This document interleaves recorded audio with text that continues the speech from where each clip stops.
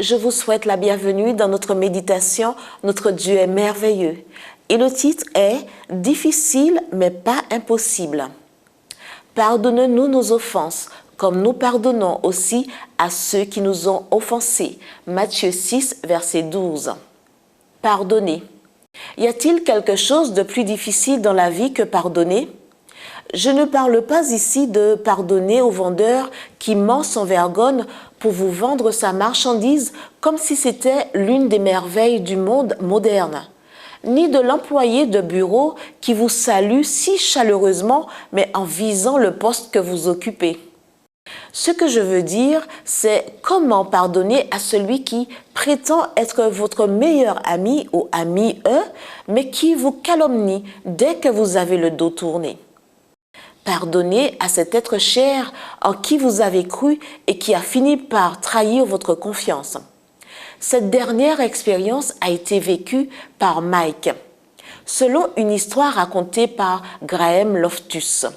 Le fait est que le meilleur ami de Mike l'avait convaincu d'investir dans une entreprise qui, selon lui, était sûre.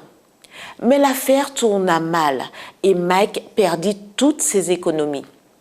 Ce que fit le plus de mal à Mike, c'est d'apprendre que son ami avait secrètement protégé son propre investissement contre tout risque, de sorte que, quand le projet tomba à l'eau, il ne perdit rien.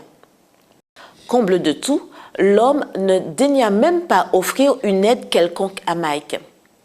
Le récit raconte que, bien que le coup ait été dur avec le temps, Mike finit par se relever de son échec. Il alla de l'avant et réussit à reconstituer son capital. Cependant, un jour, il apprit que son ami était en faillite et que sa famille était en grande difficulté. Pouvez-vous imaginer ce qui s'est passé? Mike mit de côté le passé et aida son ami à sauver son travail et sa famille. C'est le miracle du pardon. Très difficile, mais pas impossible. Pourquoi n'est-ce pas impossible?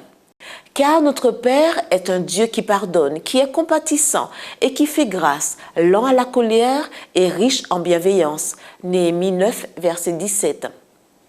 Il veut, par son Esprit Saint, demeurer dans notre cœur afin que, comme il a pardonné nos offenses, nous pardonnions aussi à ceux qui nous ont offensés.